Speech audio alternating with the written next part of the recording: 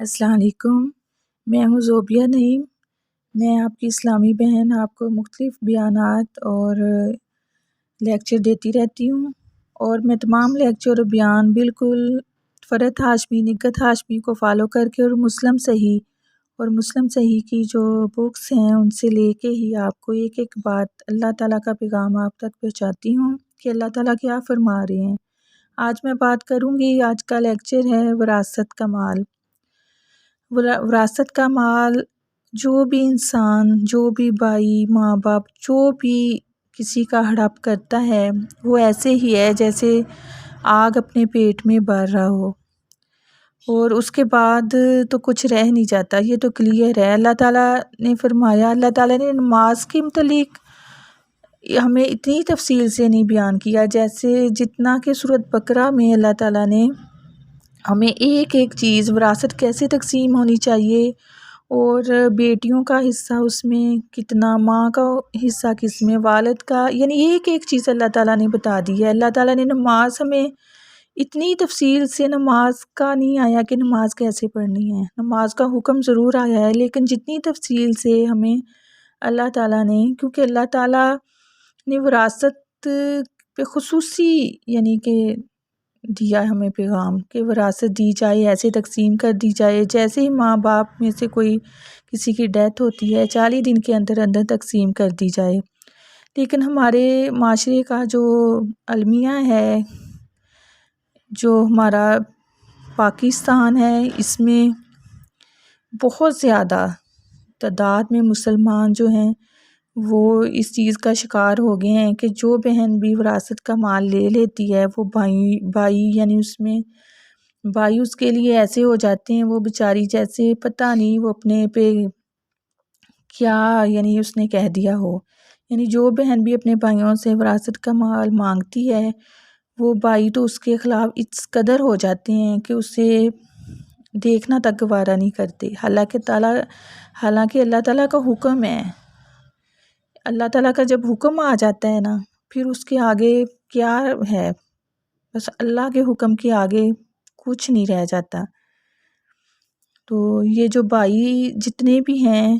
اللہ کرے اللہ سب بھائیوں کو ہدایت دے،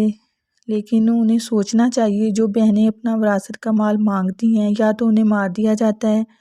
اگر وہ عدالت سے رجوع کرتی ہیں تو ظاہر ہے بھائیوں کے پاس مال ہوتا ہے، وہ ان کی آواز دبا دی جاتی ہے، یا سسرال والوں کا پریشر ڈال کے ان کی آواز دبا دی جاتی ہے۔ تو ہمارے پاکستان میں، انڈیا میں خصوصی طور پہ یہ چیز ہے، تو مجھے بہت دکھ ہوتا ہے۔ میں کافی ایسی بہنوں سے مل چکی ہوں جو روتی ہیں کہ ہمارے بھائی، ہمارے ماں باپ ہمیں وراثت نہیں دے رہے، ہمیں جینا، یعنی کہ ہمارے ساتھ مرن جین ختم کر چکے ہیں وہ، اگر ہم مانگتی ہیں تو ہمیں چھوڑ دیا ہے انہوں نے۔ یعنی کہ ماں باپ کا بھی یہی حال ہے، ماں باپ خود یعنی بیٹیوں کو نہیں دینا چاہتے، یعنی ان کی ماں باپ کی تربیت ہونے والی ہے اس معاملے میں کہ جب اللہ تعالیٰ کا حکم آ گیا ہے، جیسے سود کے متعلق اللہ تعالیٰ نے حکم کلیئر دے دیا ہے کہ میرے ساتھ جنگ ہے، ایسی وراثت کے مال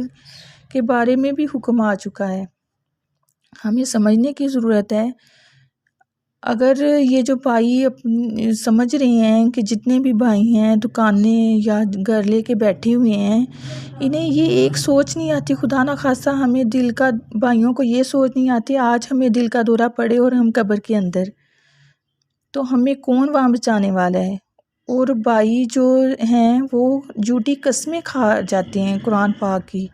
میں نے ایسی بہنیں دیکھی ہیں جو کہتی ہیں کہ میرے بھائی نے یا میرے جو بہن ہوئی ہے قرآن پاک کی جھوٹی قسم کھا چکے ہیں، میرے سامنے قرآن پاک پڑا ہوا ہے، مجھے یہ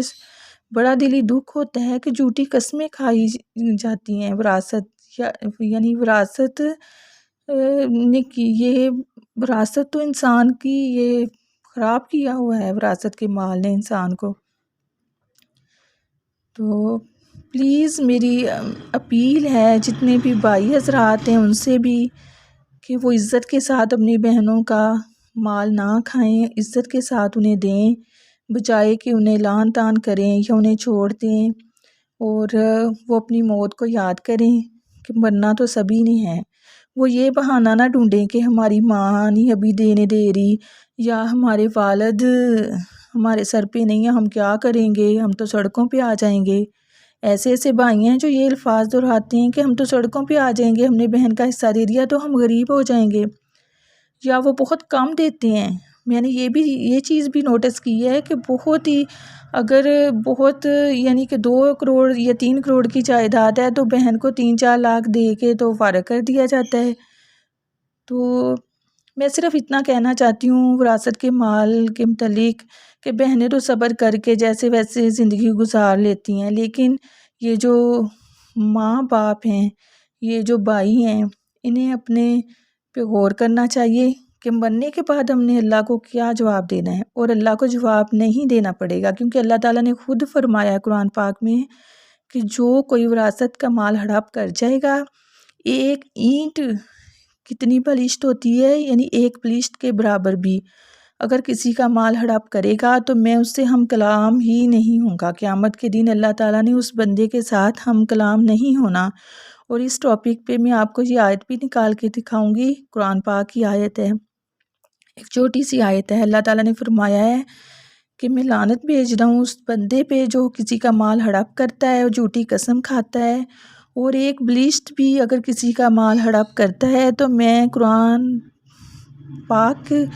کی قسم بھی ایک جگہ اللہ تعالیٰ نے کھائی ہے کہ میں اس بندے کے ساتھ ہم کلام نہیں ہوں گا۔ اور یہ میں آپ کو ایسے ہی نہیں بتا رہی، اللہ تعالیٰ کا بالکل ایک ایک لفظ جو قرآن پاک میں اللہ تعالیٰ نے فرمایا ہے۔ اور آپ کو یہ آیت بھی میں آپ کے سامنے لاؤں گی تاکہ جو بے حس ماں باپ یا والدین رشتہ دار ہیں یا جو بھائی حضرات ہیں جو سمجھتے ہیں کہ بہن کا مال دینے سے ہم کمزور ہو جائیں گے، غریب ہو جائیں گے، تو ان کے لیے یہ ایک اپنے آپ کو سدھارنے کا موقع ہے، کیونکہ مرنے کے بعد ادھر کسی نے کام نہیں آنا۔ پھر یہ آپ کی دکانیں، آپ کے گھر، آپ کی اولاد، ایون آپ اپنی اولاد کے لیے پائی کر رہے ہیں نا، ہماری اولاد کو سارا کچھ مل جائے، بہنوں کو نہ ملے، ہمارے بچوں کو، بھائی حضرات یہی سمجھتے ہیں ہمارے بچوں کو سب کچھ مل جائے، تو ان بھائی حضرات کے لیے یہ ہے اللہ کا پیغام۔